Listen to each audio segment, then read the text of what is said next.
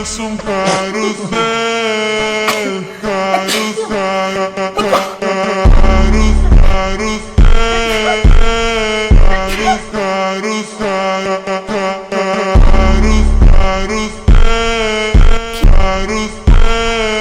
Keep watching. What happens in the last one is insane.